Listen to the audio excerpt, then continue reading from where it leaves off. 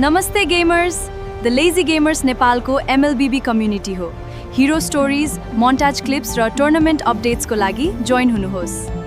You know, some heroes are just born into it. They're part of royal families, they inherit ancient world-shaping magic, or they're literally chosen by some legendary weapon that falls from the sky. But in today's explainer, we're looking at a story built on absolutely none of those things. We are looking at a legacy built entirely on sweat, scars, and a sheer refusal to stay down. Welcome to Paquito's evolution, from ambitious boy to the heavily fist. We're gonna bypass the usual pleasantries today because honestly, this story demands momentum.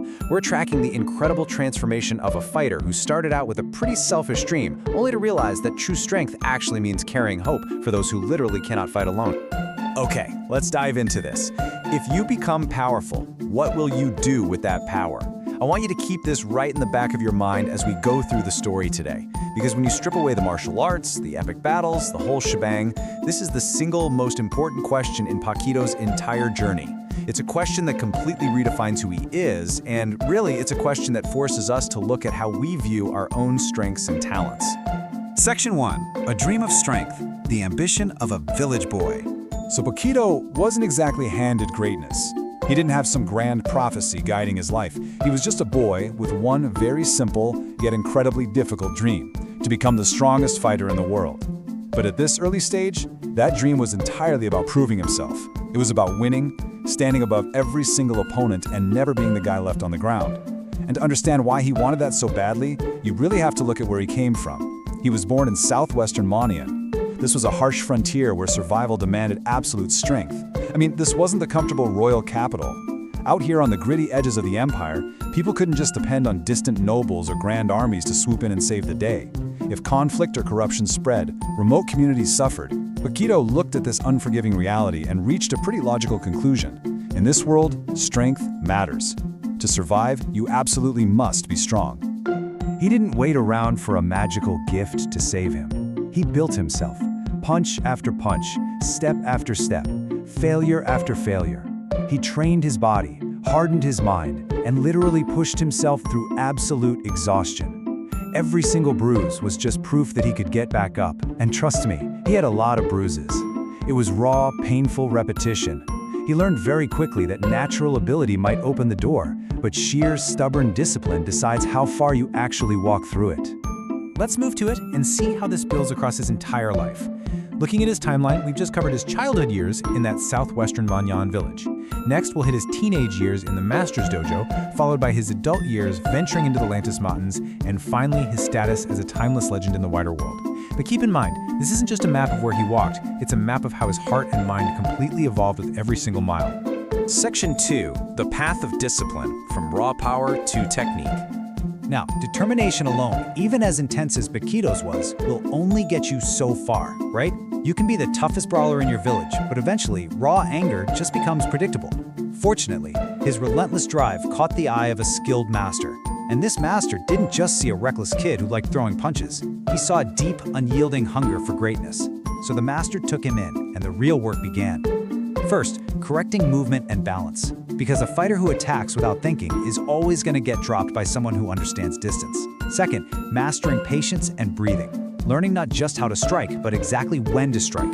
And third, turning that raw determination into flawless technique. His fists became faster, his footwork got sharper. He was no longer just a tough village kid. He was finally stepping into his potential as a true martial artist. Section 3. The Lantis Mountains, the wider world. But here's the thing, a dojo is a sheltered place. To truly become the strongest, Paquito knew he had to leave home. He needed to test himself. He went out looking for grand arenas, honorable challengers, different fighting styles to test his newly perfected techniques against. But the wider world didn't exactly offer him honorable tournaments. Instead of finding arenas, he found ordinary people suffering under fear. The world outside his dojo was full of places where the weak were ruthlessly exploited simply because no one powerful was willing to stand beside them. He saw violence, he saw cruelty, and suddenly his whole quest to be the strongest felt a lot more complicated. I mean, what good is being the strongest if you literally just walk past people who are suffering? Now, what's really interesting about this is the massive shift that happens right here. On one side, we have strength for pride. This was his childhood dream, right? Fame, winning, elevating himself.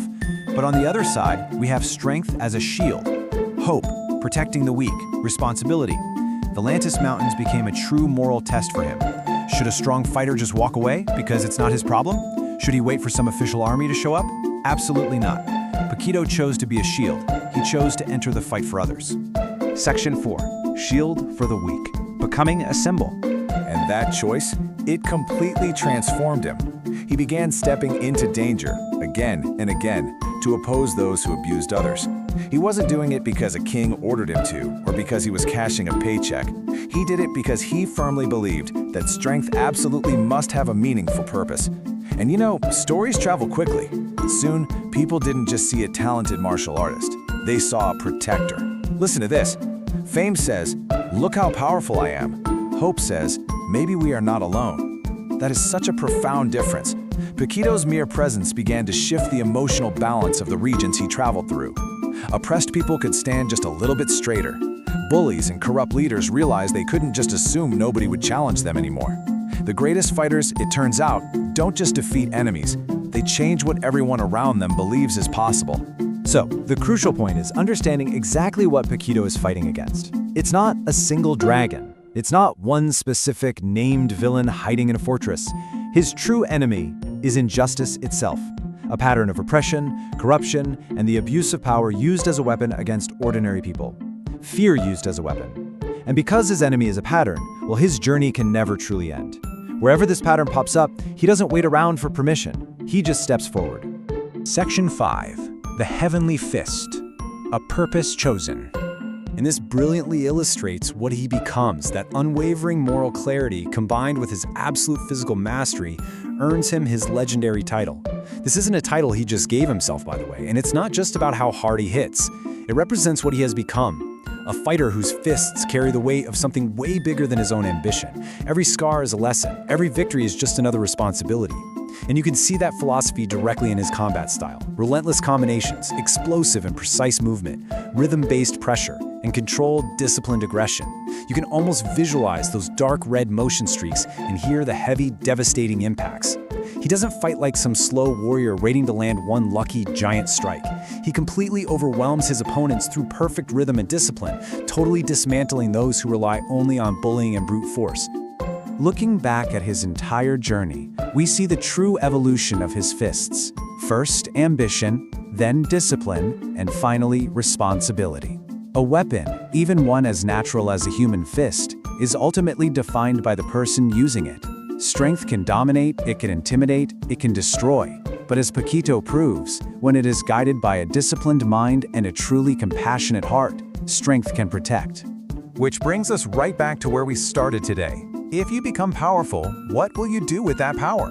Paquito answered that question by becoming a shield for the weak, proving for sure that the strongest person isn't the one who never falls, but the one who helps others stand up with them. It's a choice we all have to make in our own lives with whatever strengths or talents we possess. Think about that today. Thank you so much for joining me on this explainer. Keep learning, keep growing, and keep questioning how you use your own power.